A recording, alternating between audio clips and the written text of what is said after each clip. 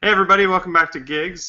This month we have a panel talking about production, which is what I do currently for a living. So I'll be joining in on the panel as well as moderating as normal.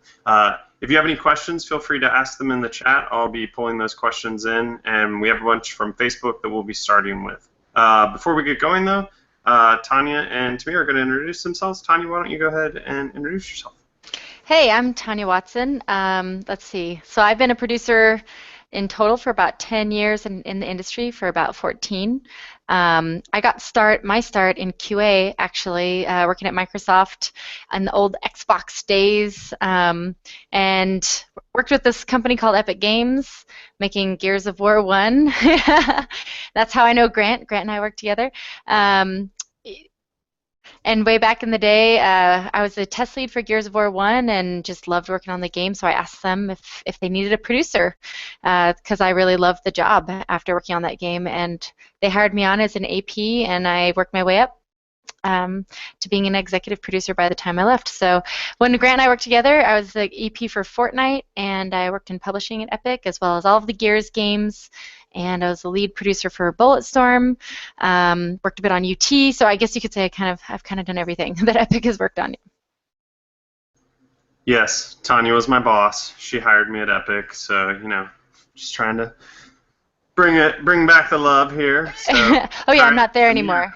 That's an important part, I suppose. No You were still longer, boss. there, So you so. can say what you want, Grant. It'll be fine. All right, Tamir. Hi everyone, my name is Tamir Nadav. I started the industry about 14 years ago. I've been a producer now for about 5 years. I started actually as a student at Full Sail University about 13, 14 years ago. It's where I met Grant. I graduated with a degree in programming, so I entered the industry as a programmer on AAA MMO titles.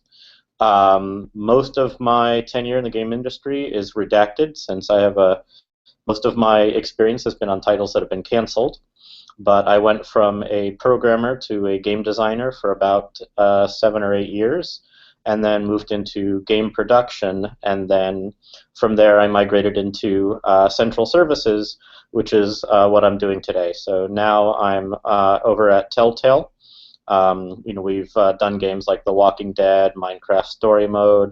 We recently announced Batman and Walking Dead Season 3 at E3. And my role is overseeing all of the central technology that goes into these titles in the online category. So things like website, analytics, and things like that. Awesome. And just since we're talking about production, I'll introduce myself from a production standpoint. As most of you know who have watched this, I also went to Full Sail and got a programming degree, started in the industry as a programmer, and then became a designer, then a lead designer. And then I kind of, my brain had been sponged out of ideas in some way, and I was like, hey, I've been leading a team for a while, it'd be cool to be a producer, and I went to id Software and was a tech producer and a producer on a bunch of games there. And then I was hired by Tanya to work on Fortnite, where I've been a producer at Epic for the last 2 years. So I have about 6 or 7 years experience as a producer. But obviously they are the much more experienced people, so I'll let them answer the questions more than myself. But I like to throw my own little thoughts in all the time. All right, so let's get to our first question. We have a couple from Maurice Johnson who asked questions on the Facebook page, and I see he's in chat, so hi, Maurice. Should fresh graduates who want to become producers in the game industry actively seek out positions as associate producers or full-blown producers as their first step in landing the role in the industry? Some of the qualifications, depending on the size of the company for producer, you can qualify for, as well as associate producer. What do you guys think? I'll just say that one of the most important things about being a good producer is having experience.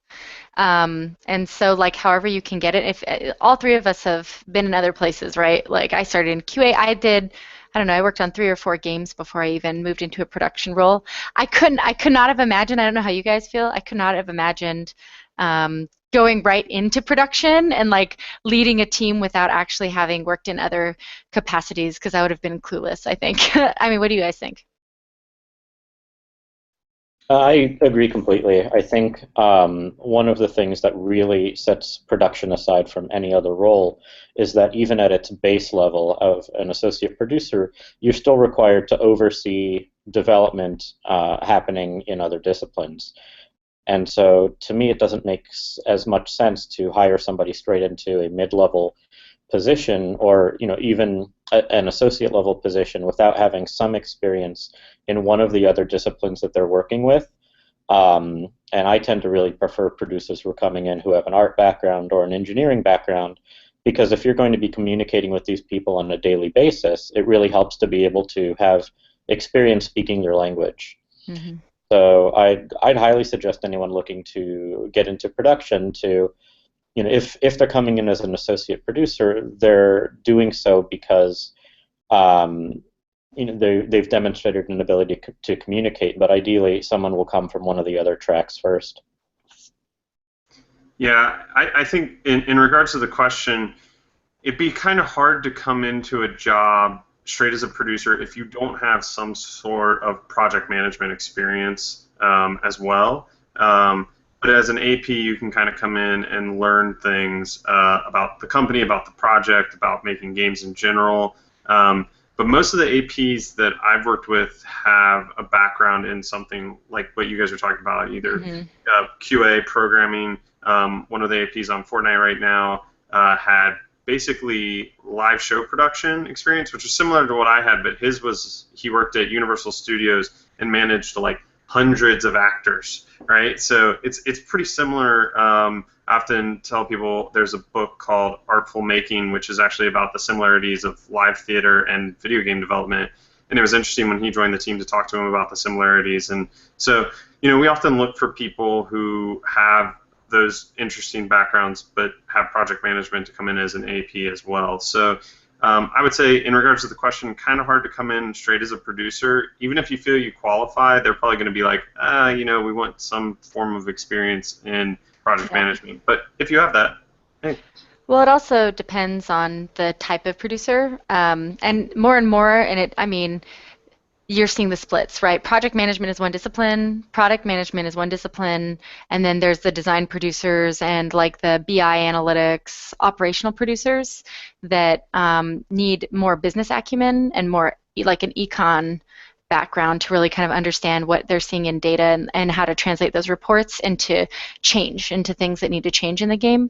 So I would recommend that when you're thinking about production, you really think about that for yourself as well, which is like, do I naturally kind of do I love business questions? Do I love making those kinds of decisions? Then you should get your MBA, and then maybe you can, go to like a free-to-play game or mobile game doing a production role. Do you love the creative side? That's product management. Or do you care more about, getting it done when, how, and why? Then that's the project management side, So every kind of producer role has its differences. Yeah. The follow-up question from Maurice, I think, is interesting because it'll kind of spin us into more of the conversation, kind of this. And his initial question was, is it realistic to go straight for producer out of college, which I feel like we kind of answered, but or is it more so just really in getting a job as a producer? Is it more who you know and who knows you, word of mouth, or experience? Like, what has kind of been you guys' experience in that realm? For me, it's always been who you know, and I don't think that will change for quite some time. But the who you know helps get you the interview. What you know and your experience gets you the job. So you really need to be able to manage both. And as a producer, the basic tenet of what you're doing on a day-to-day job is people skills. So, if you don't know anyone in the industry, then especially in the production field, it suggests that you're probably not going to be that good of a producer, since you should be networking and connecting with people and going to events and trying to get your name out, because that's what you're going to be doing on a day-to-day basis as a producer in your field. Yeah, I think that's interesting.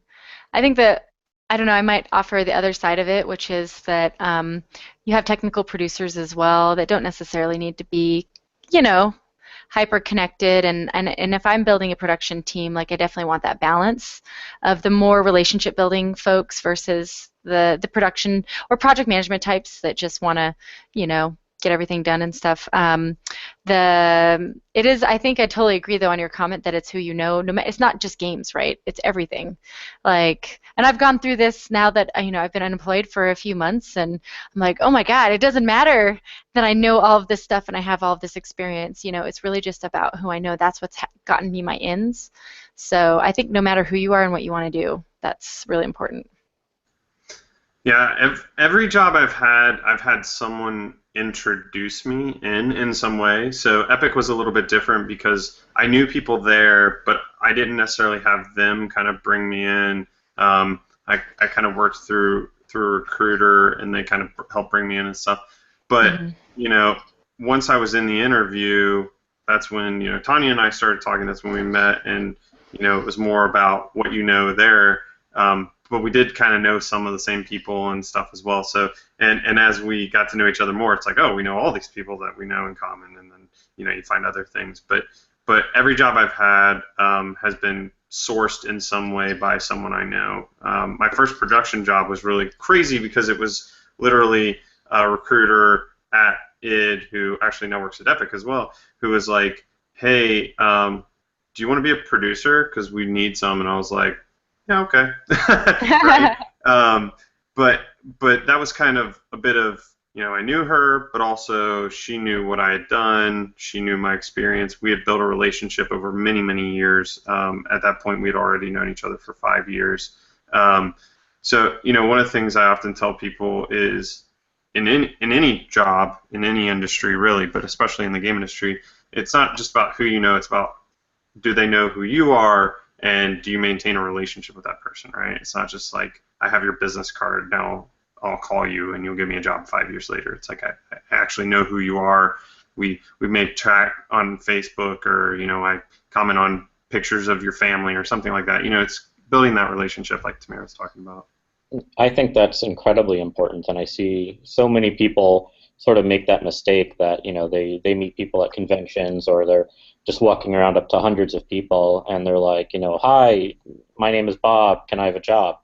Or I won't hear from an ex-colleague for 6 or 7 years, and then they'll send me an email out of the blue and saying, hey, can I have a job? And I, at that point, I don't know them anymore, and so, or I don't know them at all, and so it's very difficult for me to. That doesn't, I guess that doesn't sit right with me in terms of how networking should go. Mm-hmm. Mm-hmm. But remember, just because you know somebody and they get you in the door doesn't mean you're going to get the job, right? You have to be good. You have to have the experience, and you have to prove yourself, right? I don't know of anybody that has gotten a job solely that someone has said this person is good enough for this job, and then the person just rolled in like, I'm here. It's still about what they knew, what they had done, and stuff like that. It's still really, really important. Absolutely. All right, moving on. Joey Seamus has a question. While in school, what is the best way to go about an internship? Should I reach out to local developers in the area about it, or strictly apply for more advertised ones like EA or even Epic? Also, I'm sure you guys will touch on it in the video, but what things do companies want to see in a producer-designer portfolio? How do we make them stand out? So let's start with the intern one, and then we'll answer the second one. Usually I split those up. Sorry about that. Grant, why don't you talk about I feel like you have more exposure to this. So I always tell people with internship programs, I would do both of the things stated here, right? Like if you live in an area where there are developers, one, you should be going out to events in that area to get to know them, right? So if there's a drink up or an IGDA chapter, you should get to know them. But don't use that time to be like, do you have any internships, right? Just get to know them, develop a relationship with them, right. and then reach out to them and be like, hey, I'm getting ready to do my summer internship. Do you guys have anything available, or I would love to shadow you or something like that. I think too, what works really well is always ask for advice. Mm-hmm. Like not to reach out and be like, I want a job. like we talked about, but like, hey, I have no idea where to start, and you're here, help me.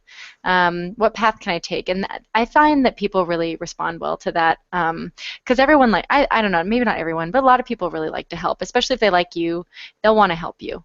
And then that'll get them thinking, like, wait, do I have any internships? Am I, where I'm working? And then you can get a connection that way. It also goes to that flattery thing, right? Like, you know something I don't know, please help me, right? It's like, Yeah. "Oh, I do know something you don't know, let me help you." And then also, there's tons of places online to look for, if I wasn't local to a studio and I was interested, I would email them like probably 6 months before the summer internship. So the one that we do at Epic, we start looking for interns in February. So I have people all the time, like in late March, like, "Hey, do you have any internships?" And I'm like, "Yeah, but we already picked them, so you got to be pretty active and proactive about it." Tamir, do you have any experience with helping with internships? The biggest thing I see is that generally only the large companies are the ones that have internships as far as like actual developers or publishers go. But I have also seen a lot of contract shops offer internships as a way of just getting people in to Hmm. fulfill contractual obligations and everything. So, if you feel like you're not getting the luck you need looking at Epic or EA or places like that, start looking for contract QA houses or web development companies or even as far as production goes, even looking at tech slightly outside of the games industry, like ad companies or marketing companies, things like that, because that experience can be just as valid. But the best thing you can do is just search early and search often, and reach out to as many people as you can, so that you can get into those internships as early as possible.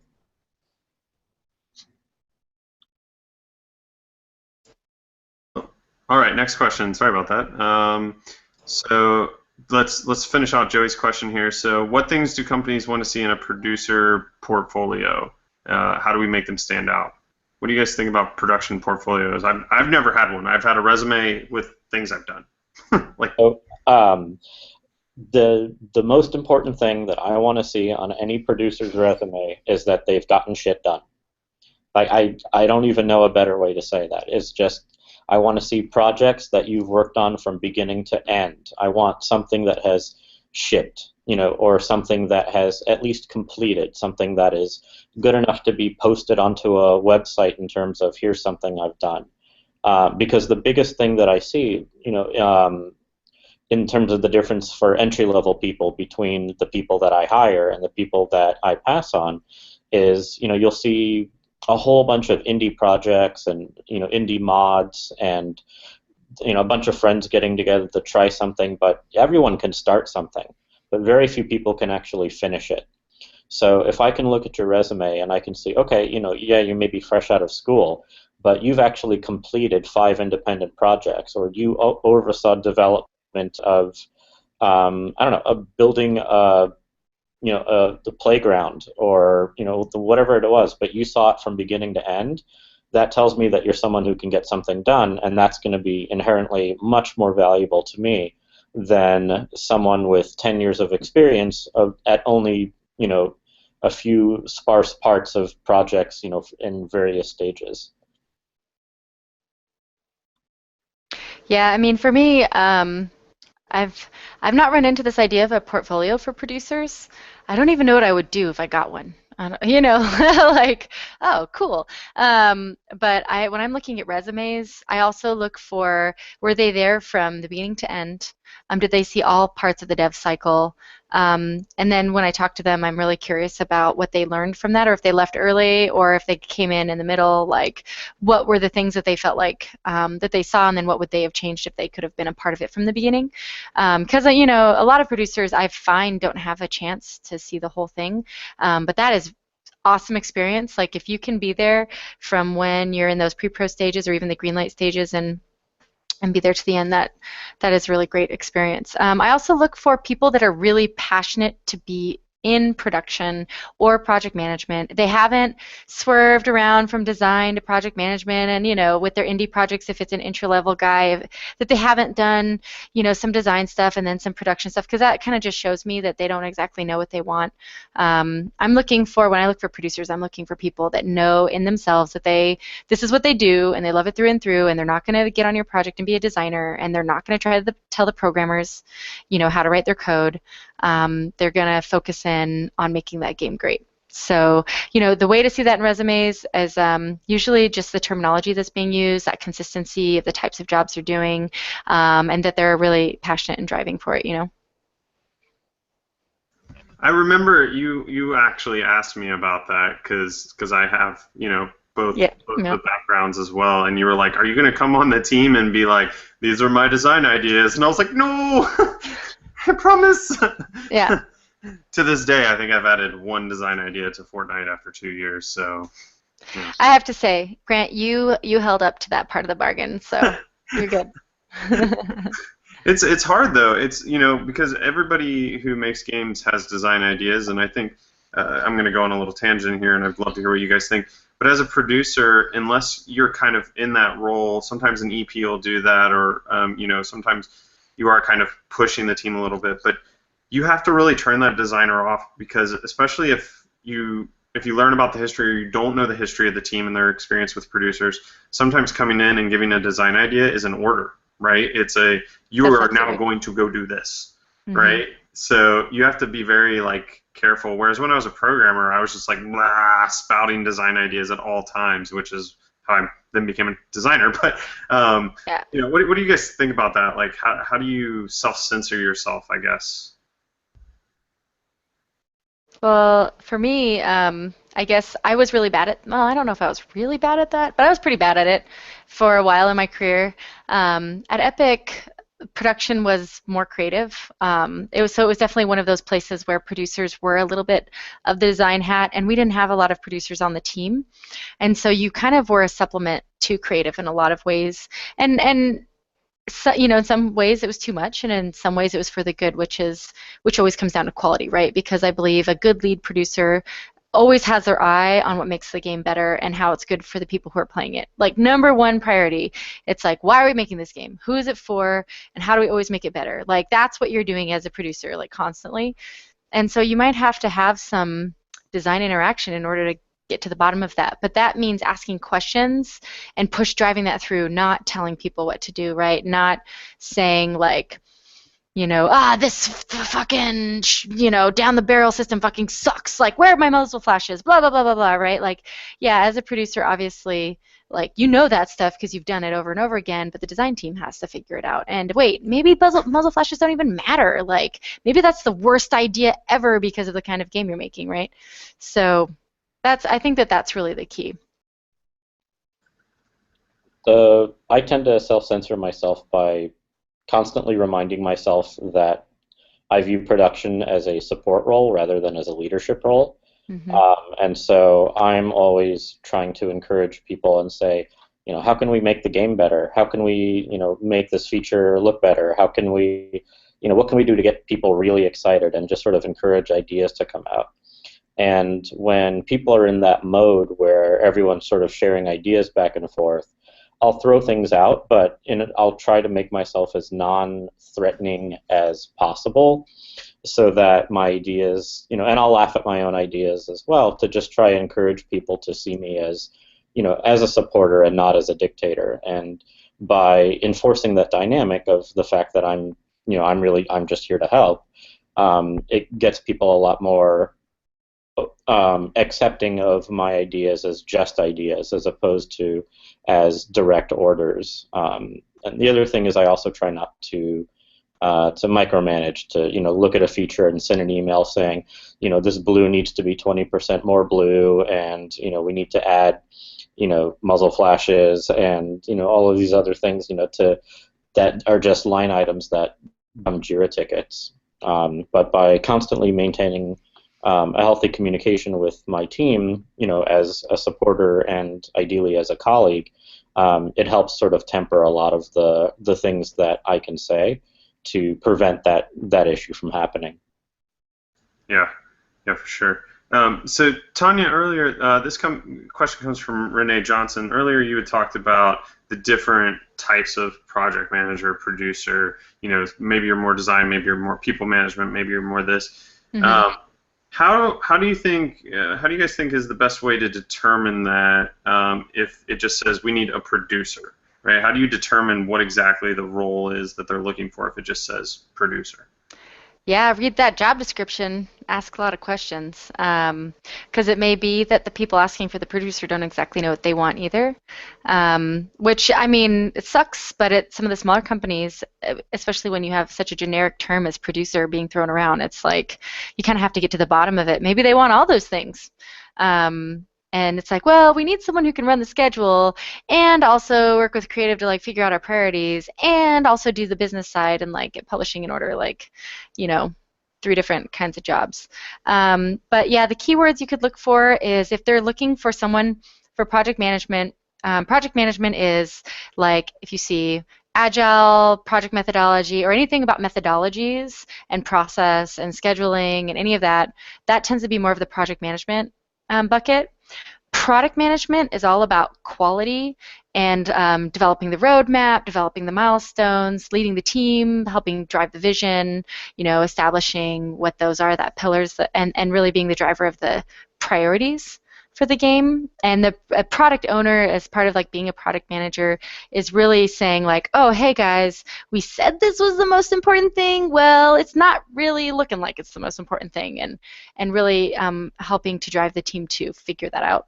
And then the other aspect, which is like the business analyst side of it, is more of what you'd see at a larger dev house. That's like an EA or a Kabam or something like that, where they're looking for someone to actually take a hard look at the data they're getting back about their games and say, hey guys, so we saw a downtick in that last patch that you updated, and we think that that could be due to those pink items that you added. It's really not going well for the target audience, so we're going to have to like tone that down. That would be, sorry, no, if anybody's watching this who's like a BA person, I'm sorry, but that's definitely a path. But you just look for those kinds of keywords in there, and there's nothing wrong with business analysts, nothing wrong with it at all. It's just more of a, that's just more of a business focused position. So as a business analyst, but I will say that throughout my entire career in games, especially during my time in production, I've never really seen the lines between all of those different positions that Tanya was talking about be distinctly drawn. Anyone in any of the different categories of production generally has to have some knowledge of all of those different aspects, even if the job is specifically requiring a product manager versus a project manager. But I always see, anyone in production will be, maybe they're 80% product manager, 10% project manager, 5% business analyst, and 5% something else. But there's always some amount of sharing between all of those different roles, which is why being a just quote-unquote producer can be a very complicated thing to explain to people, both as a company trying to hire someone or even as me trying to explain to everybody else what it is that I do. Yeah, totally. That's like talk about me trying to, when I left Epic, and I'm trying to figure out, well, what do I do next? For companies that aren't game development companies, the whole concept of producer is really weird. It doesn't make any sense. It's just like, I mean, it can really be any number of things. In some companies, it's not even one of the three things we've just talked about. It could be like an IT person, or it could be a QA person, somebody that needs to link to QA. So I think that for a lot of teams, production tends to be like that, that catch-all phrase for, well, we need something done, and it seems like this person can do it, so yeah, they'll produce it. And if we don't do it, then we know the people who will do it, and we make them do it. We will find them. That's right. That's right. So what do you guys think are some of the most important skills to have as a producer? This is another question from Renee. So that they can be effective on all these different teams we're talking about. Is there kind of a set of skills that you think kind of is important for all these different disciplines or different sects of the discipline? Patience. I think you said something really good, right? It's the support. It, the best producers I've found know their role is one that's customer service oriented and is about relationships. And that's also a mistake that I made early on in my production career, is that I knew I could get stuff done, and it was like hell or high water. I'm just gonna, I know how, I know who to talk to, I know what I need to do, right? And I think that really good customer service skills are super important, knowing how to communicate well with people. I would also say the ability to think on your feet, not necessarily to make decisions immediately, but you're constantly going to be faced with things that need to be handled immediately. Um, so the soft skills of, like I said, having patience and being able to interact with people, being able to think about things, and being able to go back and forth between looking at something in detail and looking at the how and why of how does it fit into the big picture of the game you're making. To use the example of muzzle flashes again, I could bow down and really highly focus on, is this the muzzle flash of an AR-14? If that is a real gun, I just made that up.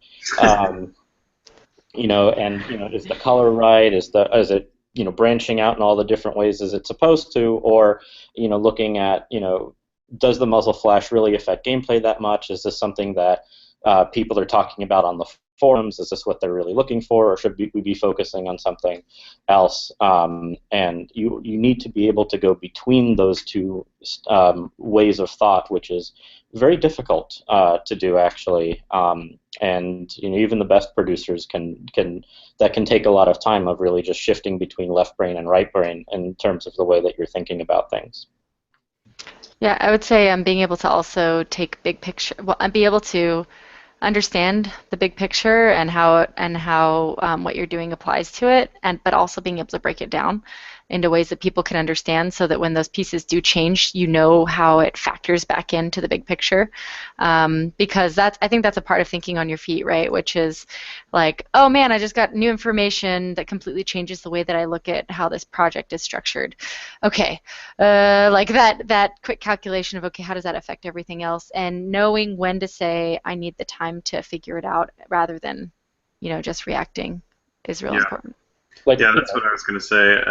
I think one of the main things is humility, because you are in kind of the servant role, and so you're kind of, everyone else is an expert on what they're doing, and you're kind of leaning on them and their expertise. But like, one of the main things that it took me a while to learn that is super valuable, which is saying, I don't know, but I'm going to go find out. Right? Right. And I think that applies to everything you can do in production, is that being able to say, I don't know. Because that's a hard thing. A lot of people don't want people to know that they don't know the answer to something. So being able to say, I don't know, but I'm going to go find out.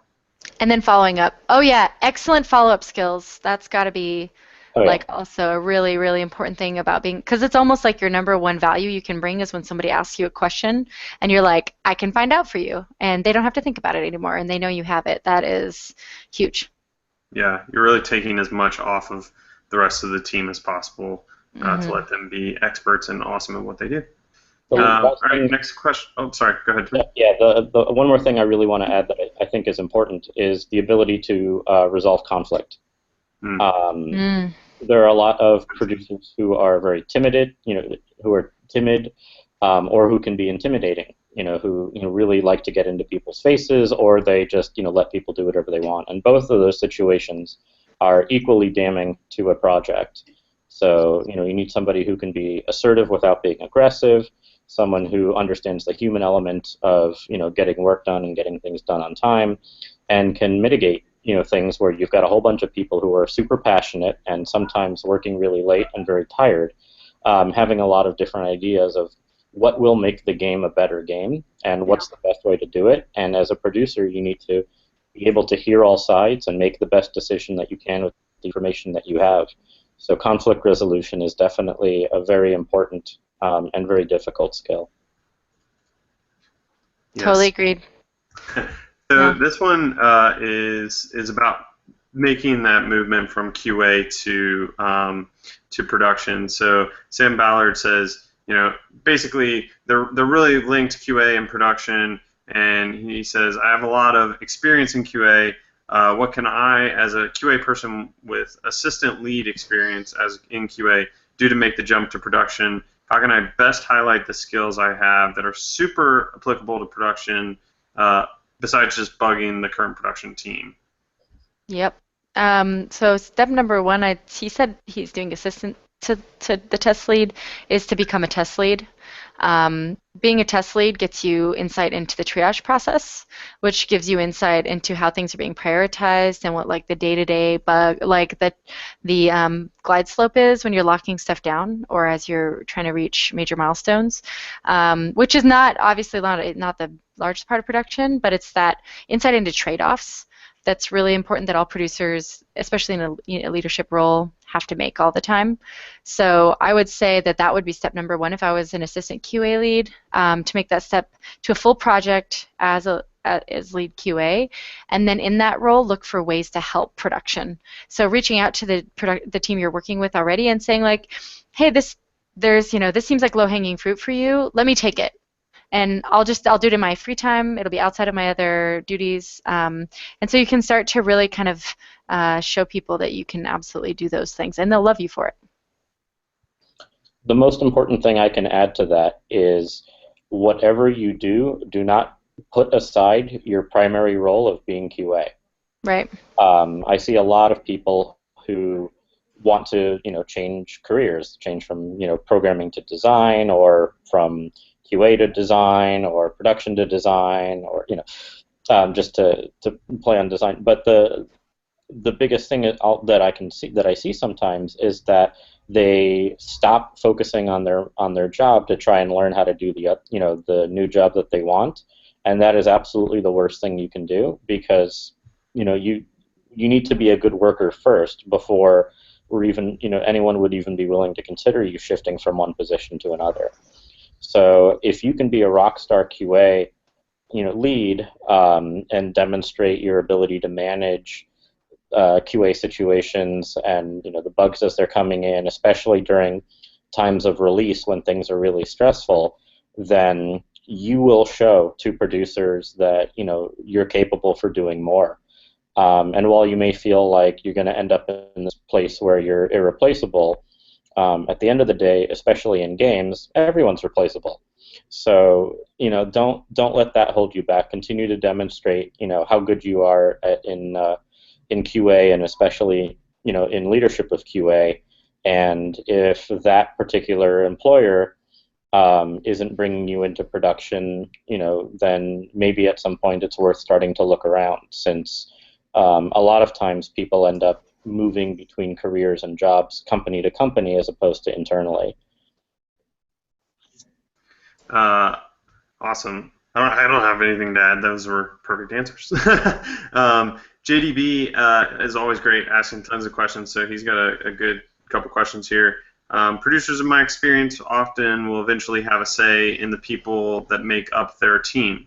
As such, when you're helping to hire a person, how much are you looking for someone with the experience versus someone who fits my team?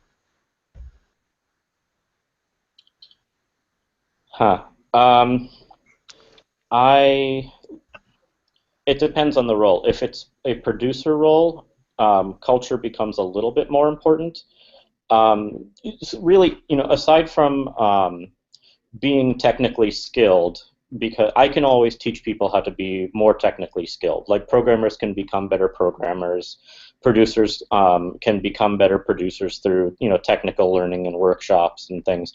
The things that I can't do is I can't teach somebody a good work ethic, and I can't teach somebody how to work with a team. So it's not necessarily do they fit my demographic needs, or are they just really cool?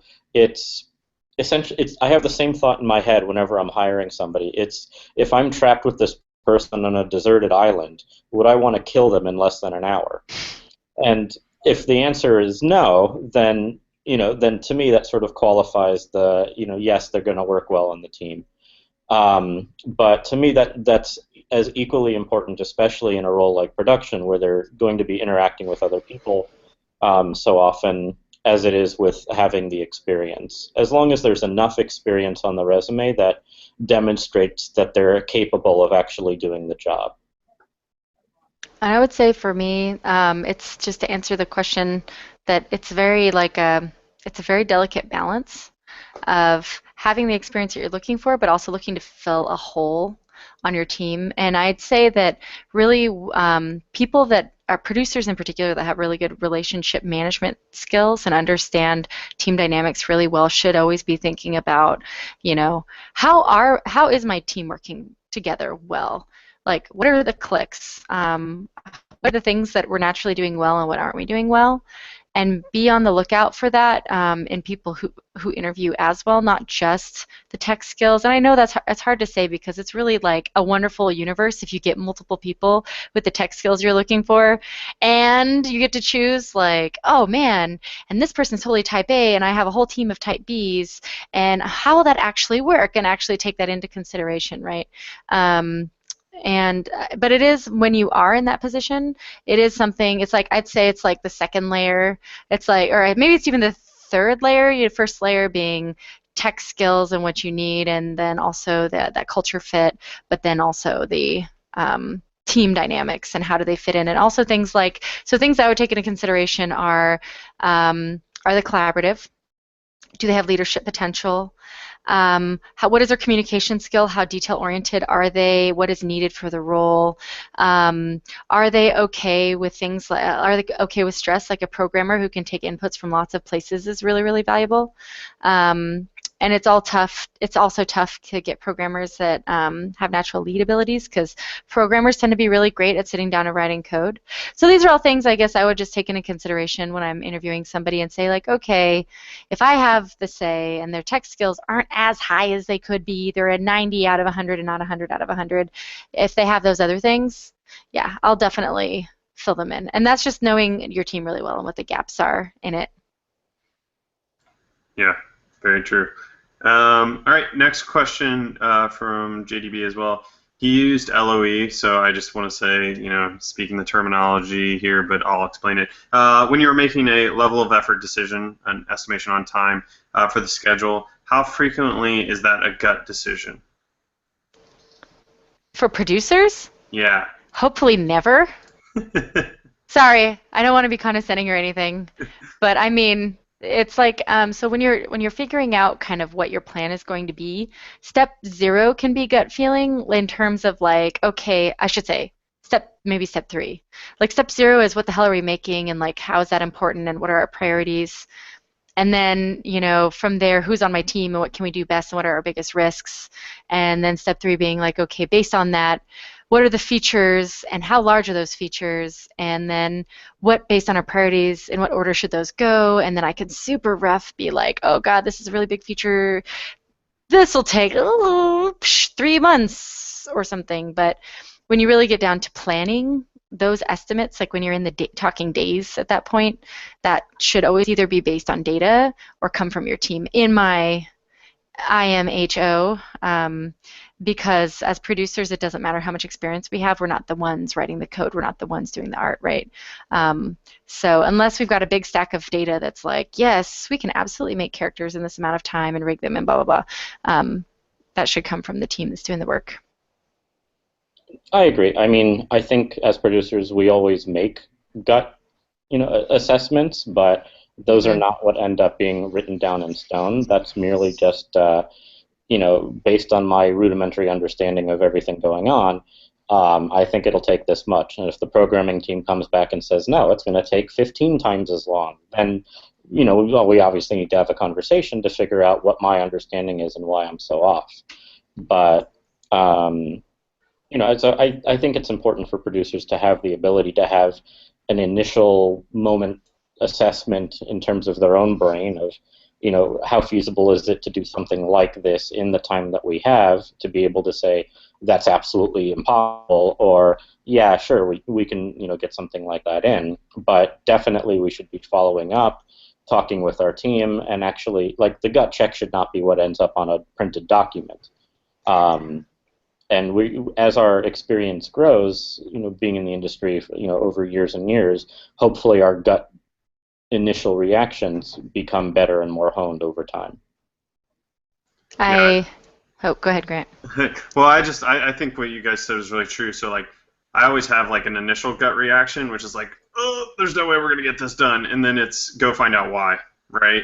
And sometimes I'll be pleasantly surprised. I'll be like, there's no way we're gonna get this done in time, and then I'll go talk to a programmer, and they'll be like, oh yeah, nah, it'll take like 15 minutes, and you're like, so, but that's the thing. You should learn from this, Grant, that every time you have a gut reaction like that, you are doing damage to your team. Because if you're reacting and it's positive, or you're reacting and it's negative, what you're teaching your team is that you're reacting to the information that they're giving you, when really at the end of the day they're the ones who need to own it and be responsible for it, right? And we're the ones that need to make sure that it's executed on and that everybody understands what's going on.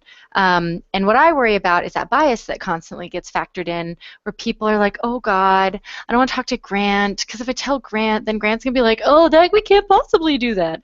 And then what do you have? People doing stuff behind your back, and then all of a sudden they're going to start hedging their estimates because they just want to do the work. And, so I don't know. Like, I do appreciate that of course, as producers, it's great to be able to bring great value by just knowing right off the bat if it's good or not, or, not if it's good or not, but, what the estimate should be. I just think that the more, trust that you can build in your team to do that really well, the better things are going to be for you long term, and you get some of that bias shredded out. But, I I just had a real flashback here, Tanya. I was like, oh, my boss is talking to me again. No, I definitely agree, though, and I think having a gut idea of how long something will take is different than a gut reaction. If somebody says, hey, can we get, hey, I want to add this feature to the game. If I go, wah, that's not going to, do anyone any good. But if I go, okay, I'll talk to the team and we'll look into it, and in the back of my head I'm screaming like a banshee, that's fine, because that's just me knowing that this is something I have to handle, and I'm going to verify it with my team first. But the more experience that I can build, the better I'm finding that my inner thoughts are matching the expectations that engineering has, and that just means I have a better understanding when I put together the schedule that everyone's on the same page. Well said. See, this is why I had them on, because they're much smarter than me. Sorry, Grant. I definitely like to throw huge amounts of panic when certain things come up. I tend to, by gut reaction, I tend to have that gut reaction internally, I guess is the way, and then maybe in a room by myself. But I have received feedback that sometimes I have that gut reaction. I have had that feedback from Tanya. I'm not saying anything about Grant's gut reactions. But moving on. So, what would you guys say is kind of your bread and butter of the job? If we've already talked about like the people aspect, talking more about like the actual when you're at your desk doing work. So not interacting with people as much, but if you're sitting at your desk working, what are you doing? The fundamental definition, I'd say, of what it is I do on a daily basis is facilitating communication. Everything that I do is, in one way or another, doing that. Either I'm writing up specs for a feature in order to communicate between high-level management and the team in terms of like what the overall bit about the feature is, or I'm putting together a report showing the progress that we've made and when things are going to get done, or making sure that I'm following up on things that people have asked me, in the 7,000 emails I get a day of, hey, what's the status on this, or asking me questions about projects. All of these things that I'm doing, whether or not it's in PowerPoint or Google Sheets or Excel or Word documents or Confluence or Jira, all do the same thing, which is just sort of making sure that information is moving between the people who need it and the people who have it. Ideally, and this is where, again, where I feel like having that innate knowledge of what's happening and how long things will take, I'm able to mitigate some of that by being able to answer questions directly without needing to send everyone and direct traffic all over the place, but really just sort of maintaining the fact that everyone has all the information they need to do their job and to do it efficiently without things getting in their way.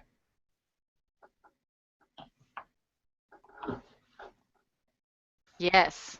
I was about to say, yeah, yeah. All right, so we got a bunch more questions to try and get through, so we'll try and get through those.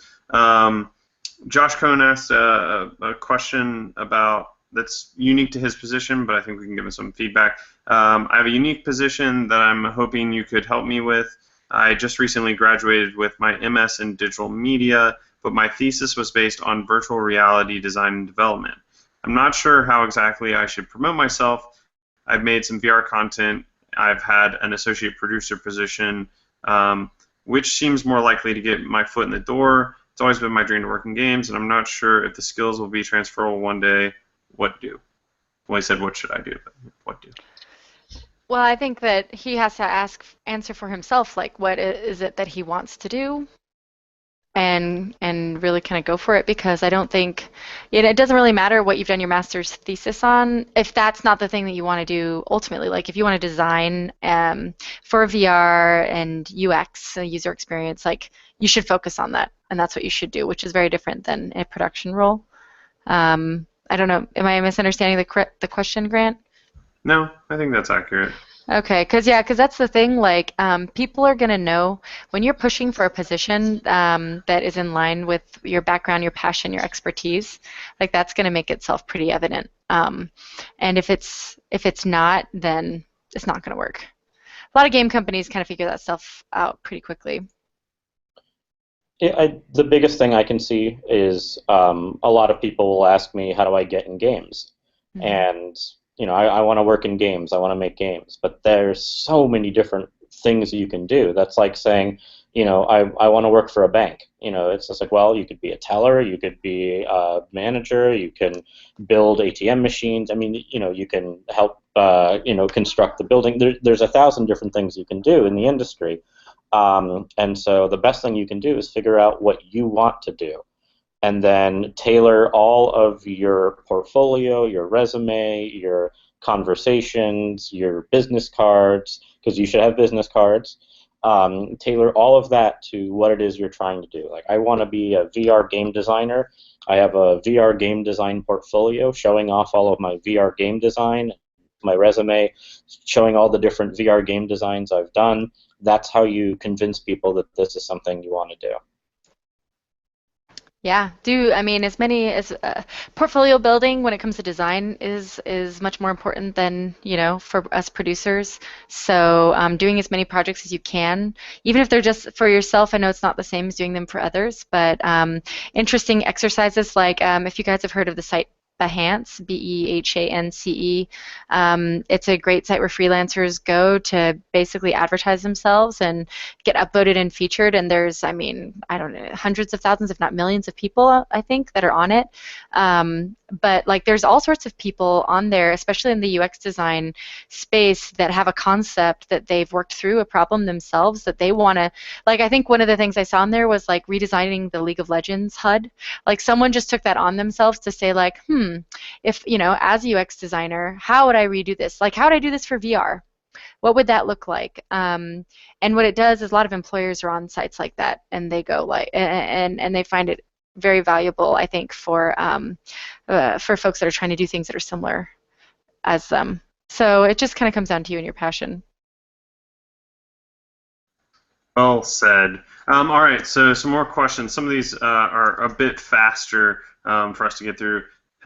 Maurice asked, how often does a producer have to use their specific skill traits that they may have had before getting into the production role? So like if you're an artist, a designer, a programmer, to get into the trenches to help the team if the team is behind.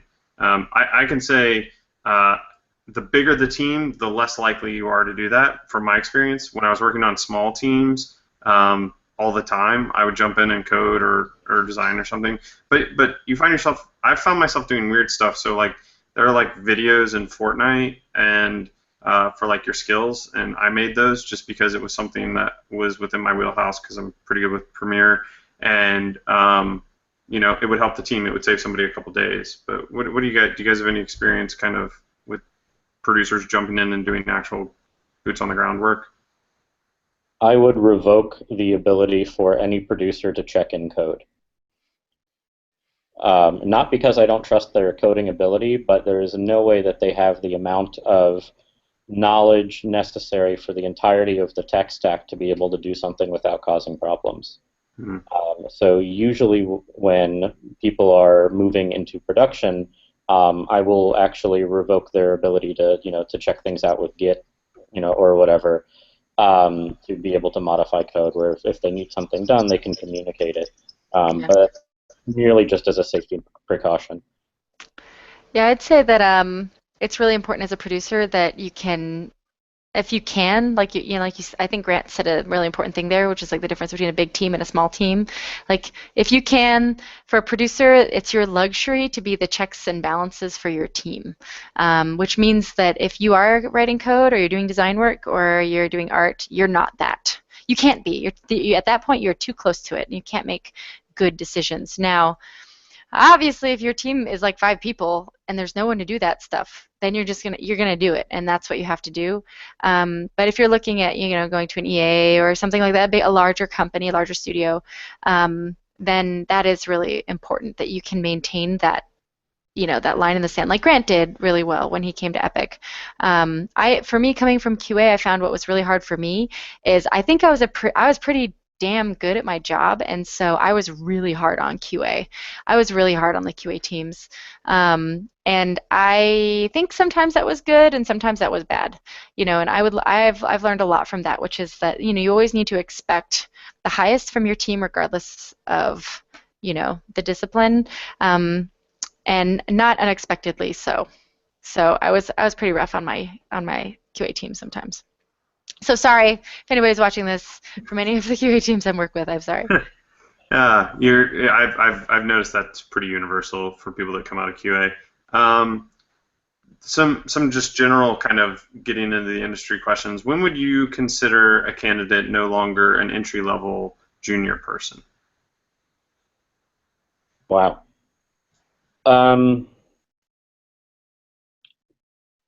I'd probably say after 1 to 2 years of experience, and ideally with a full cycle under their belt.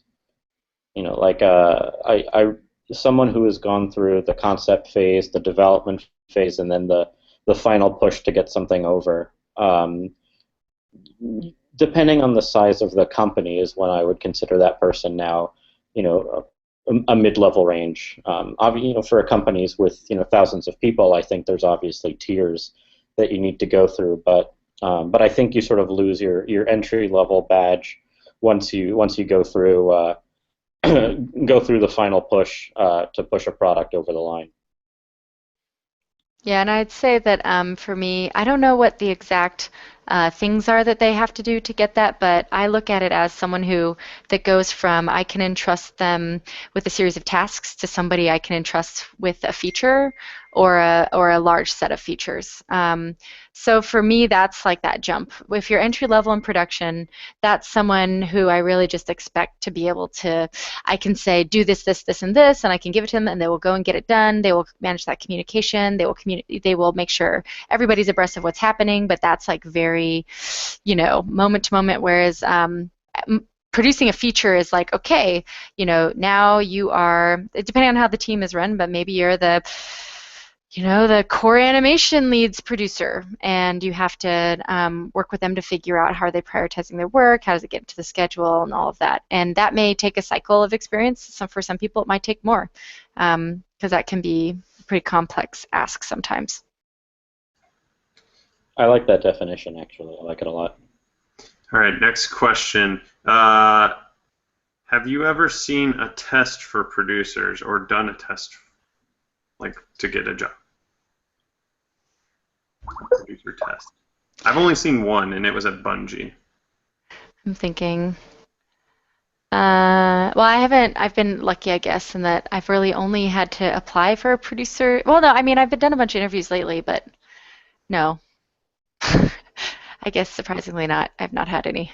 I think the closest thing I've ever had to a test was like one or two places that said, okay, imagine that you need to rob a bank, or you need to, redesign an elevator.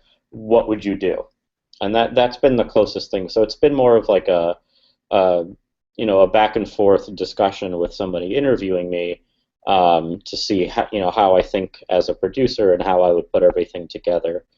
Um, but I've never like had a multiple choice thing sent to me on. I've never had anything like coding exams that I've had in the past, or even design exams.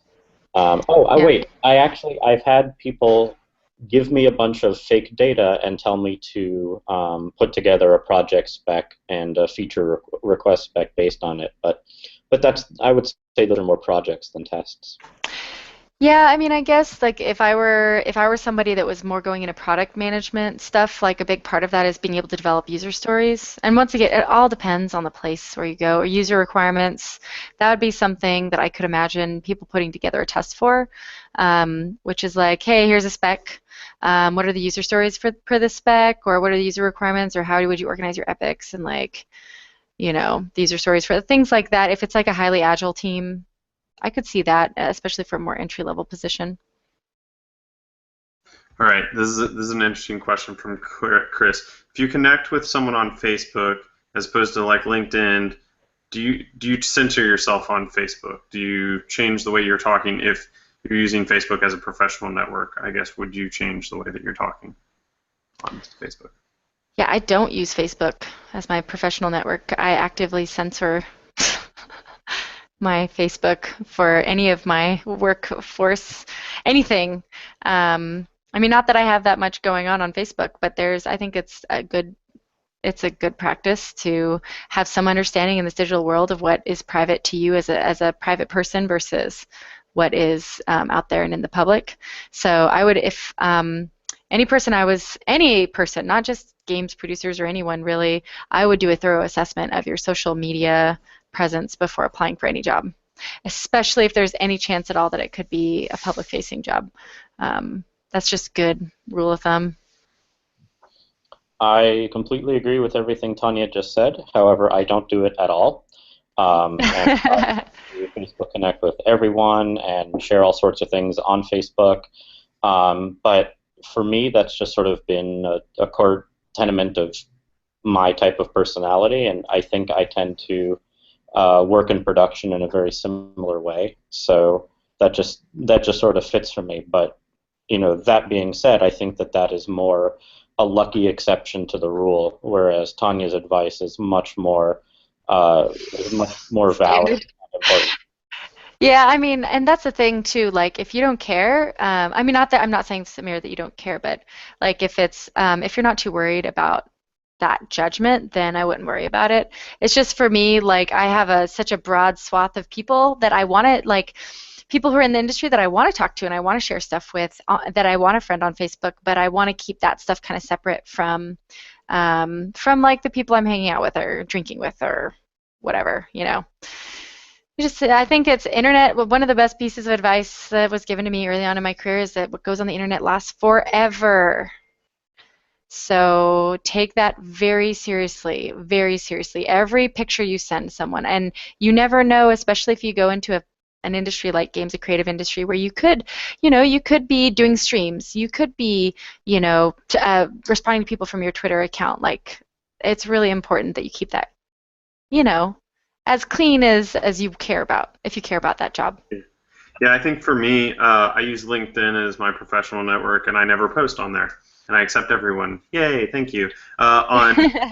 On Facebook, I tend to want to share my life with people, right? So the people who I'm friends with on Facebook may be in the industry, but they're someone that I've had a connection with and I have a little bit more experience with, someone I trust. And then the things I post, I mean, I self-censor on Facebook, not just because it's for a professional network, but because Facebook isn't a great place to have most conversations. So if you are friends with me on Facebook, you know that I do tend to post political things, but they're very succinct and they're not controversial. They're to talk about specific things, but they're very rare. I barely post on Facebook. So I would say, compared to someone who is posting 6 or 7 times a day, that is not, I don't think, a very professional way to stand. But if you're like posting once or twice a month and maybe it's a little political, that's fine. But just be aware that, like Tanya said, you're putting it out there for everybody, and you never know. Like, you may say something, and all of a sudden you just lost respect and trust from someone on your team. So you got to be very careful. And just to be clear, because I just saw a comment. I only accept Facebook friend requests from people that I actually know and have spent time talking to, because I just saw a comment that said, "No, Grant's going to get a bunch of invites." Yes, I get a lot, and I always send a message saying, "How do I know you?" And if the person never replies, then I don't accept a friend request. All right, so one more question, and then I'm going to ask you guys to do, well, really two more questions. So one more question that I think is really fun, and then the second question I'll ask, and then we'll close it out. So do you have any wild stories about a bad producer so that we can learn how not to be a producer? Don't name names. No, I can't tell any. There's this guy, Grant. Didn't I already tell a bad story, Grant? No, I'm just kidding. It was just about me. So here's something I can share that's sort of the opposite of bad. When throughout my time in the industry, it's been very tumultuous, as many of you know, the games industry can be pretty tough. And I was very used to having producers act in the way that Tanya was talking about earlier, where they tell you what to do, they don't, ask your opinion or anything, and that can make employees, and it did for me, make me feel like, I really wasn't hired for my intelligence or talent at all. I'm meant to just push a button the way they tell me to push the button, and when they tell me to push the button, and I just start checking out.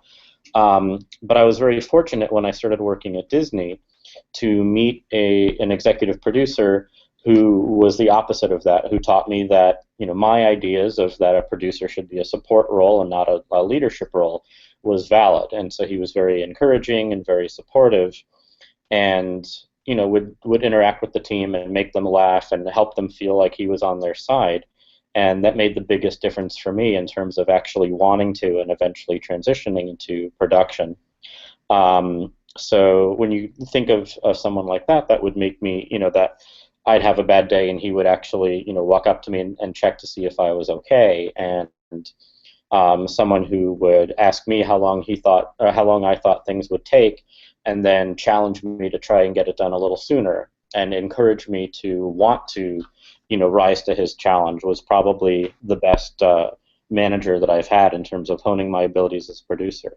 And then most of the producers I've had prior to that were sort of the exact opposite. And I think that's the most I'm comfortable saying on camera. I think I will speak in very broad terms, because obviously when it's like, hey, tell us stories, and Tanya's worked mostly at Epic, and I've worked at 2 or 3 places. The thing that I would say not to do as a producer is what Tamir said, but the things that I've seen that are bad are people who, I don't want to say it's a gut reaction, but it's an intentional reaction of anger or not even hate, but just like, I'm going to come at you super hot and like be yelling at you and telling you like, hey, if you were really passionate about this project, then you would get this done. Mm-hmm. I actually I know of a producer. I did not work with this producer, but I know of a producer who got so heated in this, and the programmers were like, no, we can't do that he punched a hole in a wall, and like there went all of his credibility, like forever, right? And he had to go to anger management, just like The Office, which I think is hilarious. But being able to gain people's trust that you're looking out for their best interest, you can come at them and be like, hey, I got to tell you, you got to do this thing right now. But if they already have your trust, then they know that what you're asking for is in their best interest, right? And part of that I knew coming into Epic was what Tanya and I had talked about, which is like, don't give a bunch of design ideas, because the designers aren't going to trust you, because they're going to think that, when you do need to come in and be like, we need to do this feature right now, it may just be your personal pet project, right? Yeah. A producer who comes in and wants to make their mark, 9 times out of 10, that's going to cause problems. And I'd say a lot of the bad producer problems I've experienced have been things of that nature, where a new guy starts or new girl starts and wants to make their mark, and so they just want to change a whole bunch of things and really show that they're making a difference, and that will cause pain. Yeah, and I think just to add on to that, the challenge of a producer oftentimes in teams is that because we're not actually making anything, it's tough for the rest of the team to understand, like, well, why are you the one telling me, or like working with me, hopefully in theory, but like, why are you the one saying that this is what goes and this is what doesn't? And bad producers tend to not be advocates of their team. They tend not to understand that, which is that they can't actually make this game without their team, and that their teams are really the most important aspect of getting this stuff done. And I've seen that mistake, certainly happen. And that's really, to me, what is critical in really empowering your team and engaging your team, is that they know they're not working for you. You guys are working together to make the best possible thing that you can. So yeah. Yeah. Oh, right. So we're going a bit over, so I'm just going to give you guys each like a minute to give any last thoughts, any advice, your mantras, your theories, your whatever it is on production. Tanya, why don't you start? Give us 1 minute of last advice. Let's see. Last advice. Oh God, you put me on the spot. So if you really want to be a producer, and you don't have an avenue in, you got to make something. You got to start something. That's what producers do. Producers make something of nothing, right? We take the ambiguous and we turn it into reality. So when you are, if you're really struggling of getting your foot in the door, get some friends together and be like, hey, dude, you make these bad comic strips. You can do voiceover. Like, I can write Apple script, like whatever. Like, let's get together and like make something. That to me, that's the bread and butter of production, right? At least in that starting place. And put that stuff on the internet and get people to download it. That's awesome. She said what I was going to say. So I would say for me, being a producer is a lot of fun. It can be very rewarding. It is definitely a lot of hard work, but the thing that I enjoy about it most, having especially bounced around between many different careers and games, is that I get to take care of people. I get to help people live their dream on a daily basis. My job is not to make games to make people happy. My job is to help people who make games who make people happy. And for me, being somebody who really enjoys seeing people succeed and just sort of being a caretaker, it was an absolute fit. And I absolutely love that I get to watch and help lots of different people in different career paths grow to become better at what they do and what they love. So I know that was a very happy, cheery answer, but again, that's just sort of the person I am, and so it's really very fulfilling in a number of ways. And you really hit something too there. That I think that people who are a bit more maybe of caretaker personalities do gravitate towards this role, right? Because I think the best producers are willing to do whatever it takes to empower those teams to make cool stuff. And that's like, for me, and I should have answered this with the bread and butter question too, but like, if I can unblock somebody, like, just one time a day, like they needed something and I was able to get that for them, and now they're able to go and make something cool. Like, to me, that's like, all right, made my salary. Don't need to do anything else today, guys. I'm going home because I'm about to piss some people off. And that is a caretaker thing. That absolutely is. Yeah, that's great. Yeah. And I promise we're not addicted to meetings. I have a document called "The War on Meetings." It's great. So for me, I always tell people, and these are all sound bites that I've gotten from other people, right? This isn't my own philosophy. These are sound bites being regurgitated here.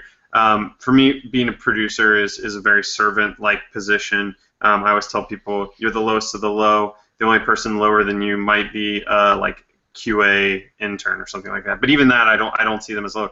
In that you're responsible for everybody on the team's success, like Tamir was talking about. So if an intern comes to me and says, "Hey, I'm blocked," like Tanya's talking about, then it's my responsibility to unblock them. Or my chair is really uncomfortable. It's my responsibility to make sure that they have a chair that is comfortable so that they can be successful, right?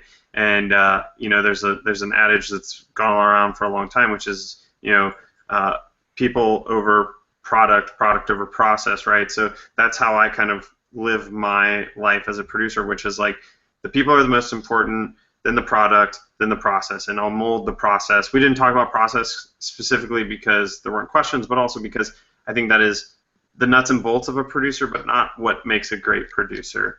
So those things, and then what I always tell people is like my three goals as a producer are to make sure my people are happy, to make sure that we produce a great game, and that we produce on time and on budget. Those last two are actually reversed. Sometimes you're responsible for the on time and on budget. Sometimes you're responsible for the quality, but you're always responsible for the people. So that's kind of my philosophy and my last words of advice. So anybody want to respond? If not, I'm going to end it. Oh, I could talk all day. You know me. We just keep going. I knew between the three of us that we were never going to finish in an hour. Sorry. Go ahead. Oh, I was just going to say, oh, no. Oh, Tanya, go. okay. This is really important because we get hung up on it a lot, is it's never the technology that's blocking us from success, by the way. Never, never, never, never. It's always the people. It's always the communication. There's always something else. And so you should be able to strip your teams from any tools that they're using, anything that they're using, and be able to be effective. And obviously tools should make it easier to communicate and all that stuff, like the Jira, Confluence, whatever, Handsoft, Bloody Blues. But that's it. That's all I want to say. Like, never just rely on tools and technology. It's about really that core. Tamir? The last thing for me is that one of the ways that I really like to set the tone for the working relationship I'll have with my team is asking them how they take their coffee. That's a good one. All right. I want to thank Tanya and Tamir very much for taking the time to answer everybody's questions, and I want to thank everybody who attended. Make sure you like the Facebook page, subscribe to the YouTube channel. We do this every first Monday of the month, except for this one because it was a holiday. And also, I'd love to hear what other positions or things you would like for us to do videos on in the future. So thank you all very much, and see you next month. Thanks. Mm-hmm. Bye. Bye.